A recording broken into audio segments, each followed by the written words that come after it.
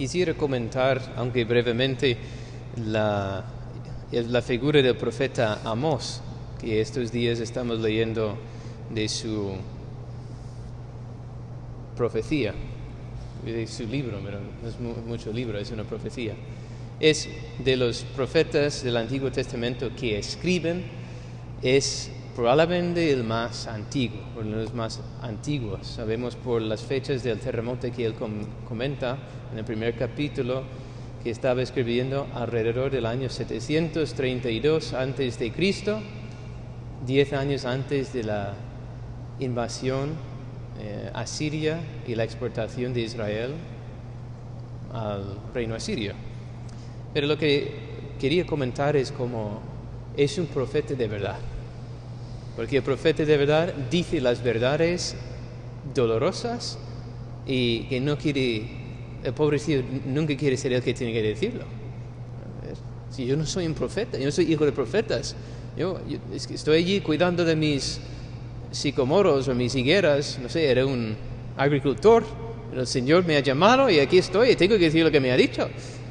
Y además hoy pues acusa al mismo Israel. Me da gusto cuando los profetas dicen, claro, ellos son los malos, pero cuando él apunta dirá, sí, son los malos, pero ¿y usted? Israel, ¿ustedes qué han hecho? Y mete el dedo en la llaga y llama la atención a Israel por su infidelidad. Y tienes que darle gracias porque el Señor sigue enviando profetas a corregir nuestras maldades, porque son verdaderas maldades. Luego vuelven a leer la lectura y todo el libro, porque es muy rico y muy bueno. Pero voy a punto aparte y empezar otro párrafo, porque hoy es la fiesta de San Cirilo de Alejandría, que por cierto, de todos los nombres que hay que pronunciar en español, es uno de los más difíciles para mí pronunciar. Cirilo. Muchos años de práctica y lo estoy consiguiendo bastante bien. Era el obispo de Alejandría. Muchos santos obispos han salido de Alejandría. No es un sucesor inmediato, pero es un sucesor de San Atanasio, que era el gran defensor de la divinidad de Jesucristo.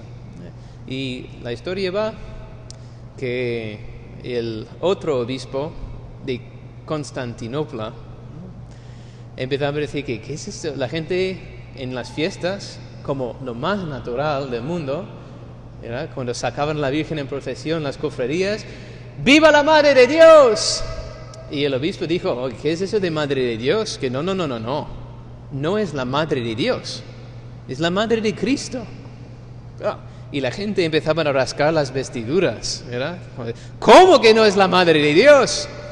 Y así empezó la batalla y llegó a los oídos, ahí a Egipto, que está en el sur del Mediterráneo, de que el obispo de Constantinopla estaba diciendo que María no es la Madre de Dios.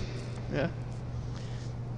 Tengo una pequeña tentación de hablar como los andaluces, porque son ahí del sur, y ¿cómo que no es la Madre de Dios? Porque son muy forofos de la Madre de Dios. Bueno, entonces empezaban a gritar y San Cirilo tenía que escribir unas cartas, ¿ya?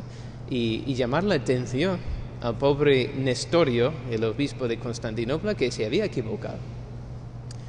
Y gracias a Dios, las cartas que escribió pues se conservaron y la iglesia en su sabiduría se reunió en Éfeso en el año 431 a tratar el tema y efectivamente que Jesucristo no son dos seres diferentes, pero como cohabitando en el mismo cuerpo, como un hombre poseído por un Dios, sino que es el mismo Dios, esa persona divina, el que está presente en Jesucristo. No es que hay Jesucristo y después entró Dios, sino el mismo Dios que asumió nuestra naturaleza y nació verdaderamente de la Virgen María. Igual que ustedes, sus mamás no van diciendo que mira este cuerpo que he engendrado, qué guapo el cuerpo que he engendrado, cosas así.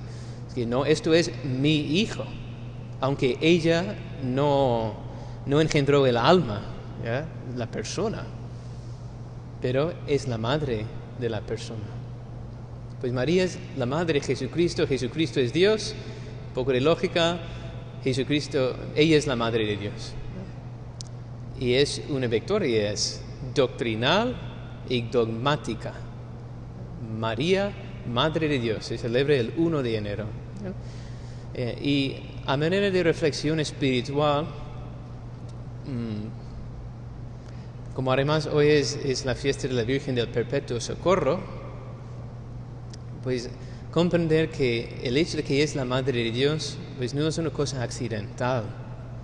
El cuadro del Perpetuo Socorro es un icono en que Jesús niño está en brazos de María, Él está mirándole arriba a ella y ella te está mirando a ti, ¿verdad? Hacia afuera. Y Jesús tiene un zapato allí colgado del cordón del pie, como si estuviera corriendo y saltó a los brazos de su madre. Y a los dos lados de la Virgen y de Jesús están dos ángeles sujetando los instrumentos de la pasión, la lanza, el hisopo con el vinagre, como que los ángeles presentaron a Jesús lo que tenían que sufrir, y asustado corrió a los brazos de su madre para encontrar allí su refugio.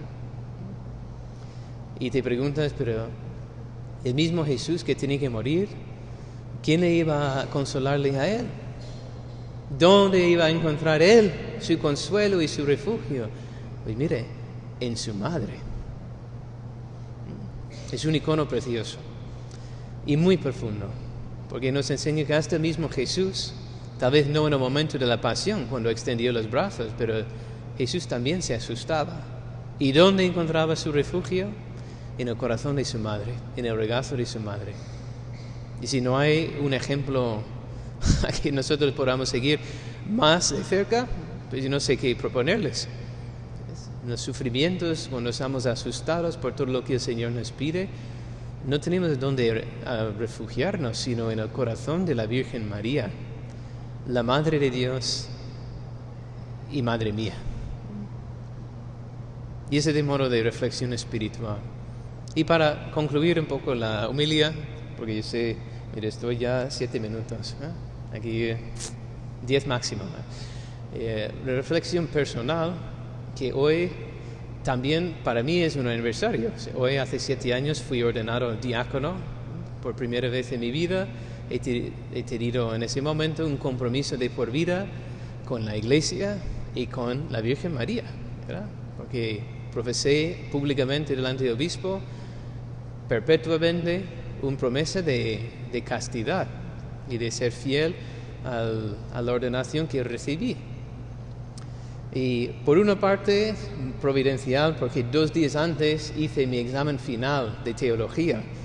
Y el tema que me tocó eran los primeros 4 concilios ecuménicos, del cual San Cirilo es el campeón de Éfeso. Entonces me hizo gracia al final y dice, ¿ahora qué va a hacer? Me preguntaron los profesores. Dice, bueno, pues San Cirilo, a quien hemos hablado ahora mismo, va a ser mi patrón de ordenación. En 2 días voy a España a ser ordenado diácono. Pero más importante, porque San Cirilo de algún modo es uno de los predilectos de la Virgen María.